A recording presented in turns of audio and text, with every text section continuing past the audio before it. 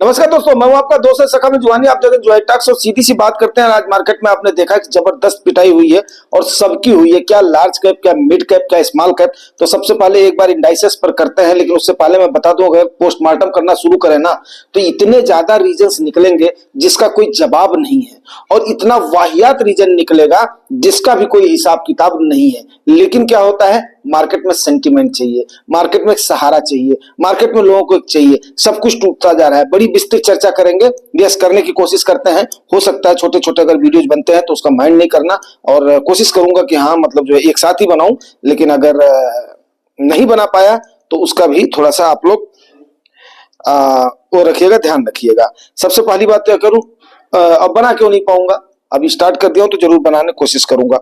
Nifty 50 देखिए 1.47 तकरीबन 1.5% गिरा, 345 पॉइंट, और क्लोज हुआ है 23,085 पर। मतलब 23 का लेवल सिर्फ और सिर्फ नाम मात्र का बचा हुआ है।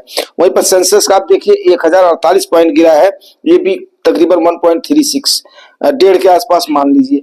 बैंक थोड़ा सा कम टूटा है, ये भी 1.5% के आसपास मान लीजिए। आईटी भी 1.5% के आसपास टूटा है। और सबसे जबरदस्त आपकी अगर पिटाई हुई है तो मिड कैप और स्मॉल कैप की 4% के आसपास। बीएसपी स्मॉल कैप 250 की वो भी 4% है, और उसके बाद में आपका मिड का वो भी 4% टूटा है। तो जबरदस्त पिटाई हुई है। वहीं पर बिकवाली की बात करें तो 4,892 करोड़ की एफआईआई ने बिकवाली करी है, जो कि बहुत ज्यादा नहीं है। वहीं पर ही 8,000 करोड़ की आपके डीआईआई ने खरीदारी करी है। तो डीआईआई ने खरीदारी जबरदस्त करी है, लेकिन आपके एफआईआई की जो बिकवाली है वो भी कोई इतना ज्यादा बिकवाली नहीं है। मीन्स क्या है कि रिटेलर्स में पैनिक फैला है, इसमें कोई भी संदेह नहीं है। अब रिटेलर्स में पैनिक फैलने का मतलब है, और रिटेलर्स में पैनिक नहीं, रिटेलर्स का पैनिक तो जो है वो तो है ही है। आप ये देख लीजिए 8,066 करोड़ की आपके डीआईआई ने आज खरीदारी करी है। ठीक है, अब ऐसे समय में मैं ये भी बताऊंगा कि हमने क्या किया। सबसे पहले कारणों की चर्चा जान लेते हैं कि कारण क्या क्या रहा है। अब कारण में तो यार देखो, सबसे बड़ा जो रीजन रहा है, ये फ्राइडे के दिन उनका जो जॉब का आंकड़ा आया है, क्योंकि हमारी मार्केट के क्लोज होने के बाद में आया, उस दिन भी हमारी मार्केट में जबरदस्त बिकवाली हुई थी।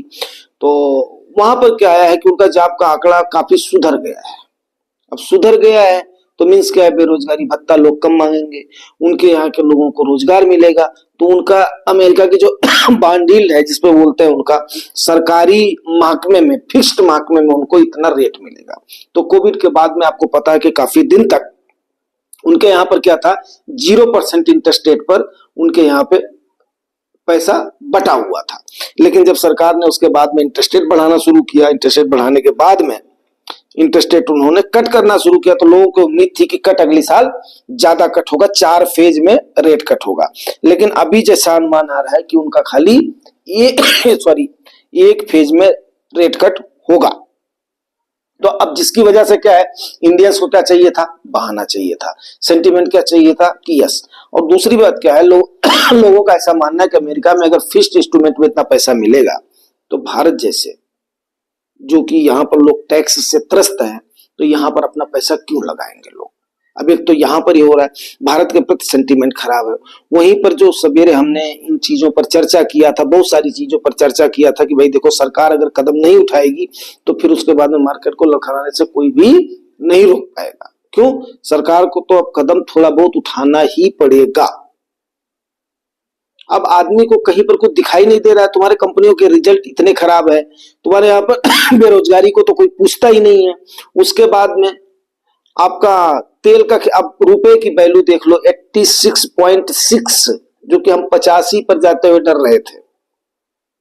86 रुपया 60 पैसे को टच करने वाला है 86.57 जब मैं वीडियो बना रहा हूं, तो आपके $1 का रेट है 86 रुपया 60 पैसा आपको देना पड़ेगा कल की डेट में, अगर और डिक्लाइन हुआ तो मतलब रुपया ऐसे टूटता जा रहा है। तेल $81 पर बैरल पर पहुंच गया है, जो कि 5 महीने के सबसे ऊपरी स्तर पर है। तो ये सारी चीजें भाई एक तरफ से अगर देखना शुरू करेंगे तो बहुत सारे रीजन आ जाएंगे। बट यहां पर बात ये उठती है कि आखिर में इन्वेस्टर्स ने करना क्या चाहिए, और बहुत सारे इन्वेस्टर्स करते क्या है। देखो दोस्तों, जब ऐसा गिरावट का समय है तो यहाँ पे अगर आपको ज्यादा पैसा लगाना है तो यहाँ पे थोड़ा सा क्या है कि थोड़ा सा पेस बढ़ाना है। लेकिन अगर आपको कम पैसा लगाना है, आपके पास पेशेंस है, तो यहाँ पर थोड़ा वेट एंड वॉच भी करना है।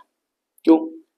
आज लमसम का कॉल देना बन रहा था, मेरा मन कर रहा था जब 2000 पॉइंट आपका स्मॉल कैप का जब गिरा है तो वहां पे देना बन रहा था। 50,000 के इंडाइसेस के लेवल पर बीएससी स्मॉल कैप 250 का मतलब जो है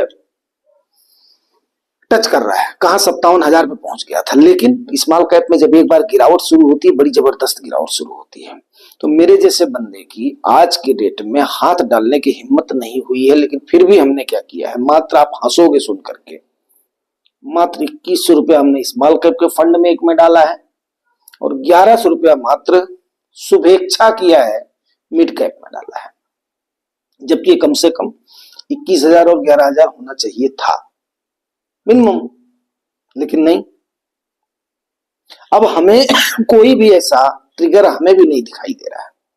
ठीक है, तो तकरीबन ये एक अनुमान है कि 12 लाख के करोड़ के आसपास आपकी डिफरेंट कंपनियों के जो एरियम है वो साफ हो गए हैं, एक अनुमान के मुताबिक। अब साफ हुए हैं मीन्स क्या है, उनकी केवल वैल्यू घटी है। अब ना तो उनका इंफ्रास्ट्रक्चर कहीं भाग गया, ना उनके एम्प्लॉइज कहीं भाग गए, ना उनके ये कहीं भाग गए, लेकिन अब सेंटीमेंट भाव जो है ना, बोलते हैं ना, डिमांड में उनके कमी आ गई। उनके डिमांड में मतलब उनके आइटम्स के डिमांड में नहीं, प्रोडक्शन के डिमांड में नहीं, उसके लिहाज से तो वो लोग पहले ही अभी उसको मैं कौन सी वर्ड यूज करूं, पहले ही वो लोग अपना हाथ खड़ा कर चुके थे, क्योंकि कंपनियों का रिजल्ट पहले ही आया था।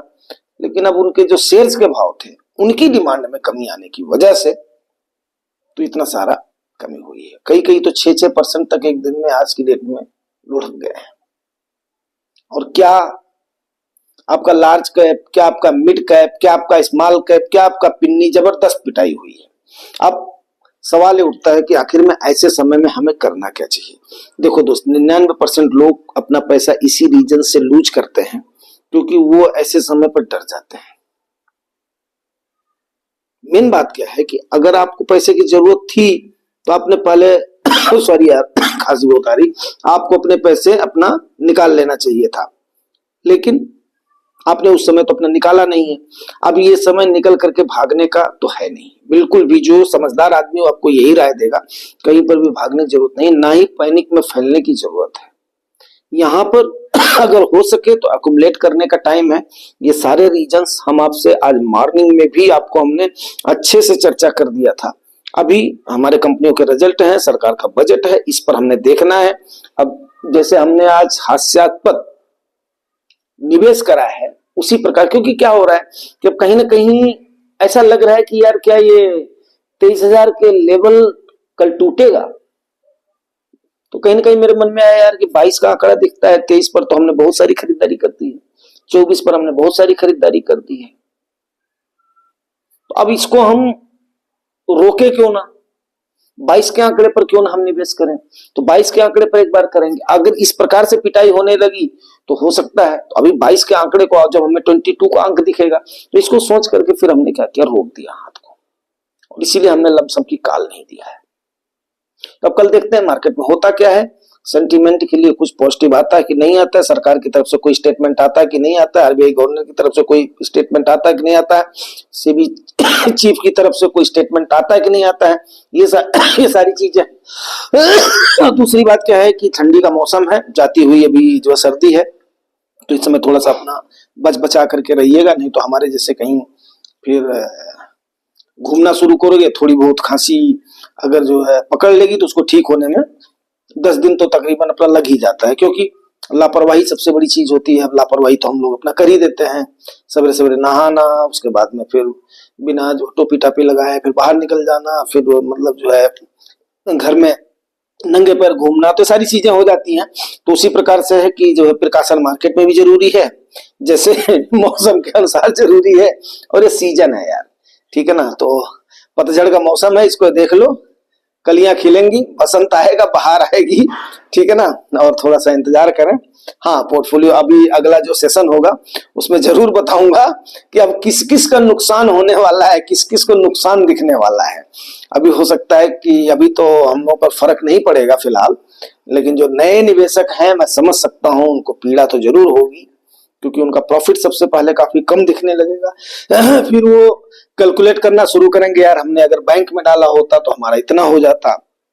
फिर उन्हें ये भी डर लगेगा कि अभी मैं थोड़ा सा प्रॉफिट में हूं, कहीं ऐसा ना हो कि मेरा कार्पस ही कम हो जाए। फिर कहीं ऐसा ना हो कि ये हो जाए। तो लेकिन क्या है कि म्यूचुअल फंड में इस डर से थोड़ा सा हम लोग परे रहते हैं। क्यों? क्योंकि वहां पर बहुत सारे बंच पर होता है। जिस प्रकार से आप ये समझिए कि जैसे आपको एग्जांपल क्या दूं, जैसे एग्जांपल आपको देता हूं, मच्छरदानी हो गई, मच्छरदानी का दे देता हूं नेट, क्योंकि वॉलीबॉल नेट का दूंगा या और किसी जो है नेट का दूंगा तो वो थोड़ा सा गलत हो जाएगा। तो मच्छरदानी का नेट है, और नहीं तो समझ लो कि गांव में जैसे बुनी हुई जो चारपाई होती है ना वो, लेकिन उस पर से क्या होगा, ढलक जाएगा, छटक जाएगा। तो उसी प्रकार से एक चारपाई टाइप का जैसे कोई नेट हो गया ना, मछली का है, आप वो ले लो, जाला ले लो, मछली तो मारते हुए लोगों को आपने किया होगा, देखा होगा ना। तो जब आम अगर आप तोड़ रहे हो तो अगर नीचे जमीन पर गिरेगा तो आम क्या करेगा, टूट जाएगा, फट जाएगा, ये हो जाएगा।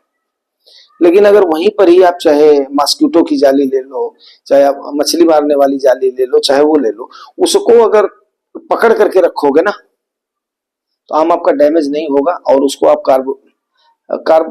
जो है क्या बोलते हैं उसको, कार्बोट बोलते हैं ना, कार्बोट से अगर आप उसको अगर पकाएंगे तो भी आपका आम साफ सुथरा पक जाएगा। उसी प्रकार से शेयर का है, आपका म्यूचुअल फंड में अगर है इक्का दुक्का शेयर है तो क्या करेगा, छटक जाएगा, उसके गिरने के चांसेस रहेंगे। लेकिन अगर नीचे आपने नेट पर लगा दिया है तो चाहे कितनी भी जामुन तोड़ लो, चाहे वो तोड़ लो। हाँ, देहरादून में एक बार हम जामुन तोड़ने के लिए गए थे, आपको बताता हूँ। जामुन तोड़ने के लिए हम लोग चले गए, तो उधर जो क्लेमेंट टाउन से निकले और आगे की तरफ जो है निकल गए इधर की तरफ, मतलब जो है रायवाला और इसकी तरफ निकल गए। तो वहां पे जामुन के बहुत पेड़ थे। तो हमने देखा यार हमारे पास तो कुछ था नहीं, तो अब हम क्या करते, जामुन तो हमें खाना था। काली काली बड़ी बड़ी जामुन हमने देखी, तो हमने देखा एक क्लॉथ बिछा रखा था बंदे ने गार्डन में अपने। अब उसका अगर गार्डन उजाड़ते हैं तो भी गड़बड़ है। तो एक हमारे मित्र थे, उन्होंने देखा, अरे बोला भैया ये तो पूरा यहाँ पर ऐसे एक लपेट रखा है। फिर हमने उसको क्या किया, काटा। उसको काटने के बाद में वो कुछ चीज ढूंढ करके उसको जो काट वाट करके फिर वो एक जो चद्दर जितनी निकल गई। अब जामुन हिलाए और आराम से जामुन उस पर आकर के टिक गई। तो आज जो मेरे को वाकया याद आ रहा है, अगर आपका म्यूचुअल फंड में हो तो आपका फंड मैनेजर जरूर आपके लिए कुछ ना कुछ ऐसा प्रोटेक्टिव कदम लेगा। और मुझे लग रहा है कि फंड मैनेजर्स भी इसमें कुछ ना कुछ ऐसा स्टेप उठा रहे हैं, चर्निंग वगैरह कर रहे हैं, कि जिसकी वजह से ये चीजें दिख रही हैं। क्यों? क्योंकि देखो 4600 कितना करोड़ बताया आपके FII ने किया, लेकिन DII ने खरीदारी भी करी है, बट फिर भी मार्केट में गिरावट हो रही है। मीन्स क्या है, डोमेस्टिक भी सेल हो रही है, रिटेलर भी कुछ पैनिक होकर के बेच रहे हैं, या कुछ लोग अगर प्रॉफिट में है तो वो है। अब आने वाले समय पर मालूम चलेगा, धीरे धीरे हर चीजें पता चलेंगी। अब आगे बात करेंगे फिर अगले सेशन में। Thank you very much.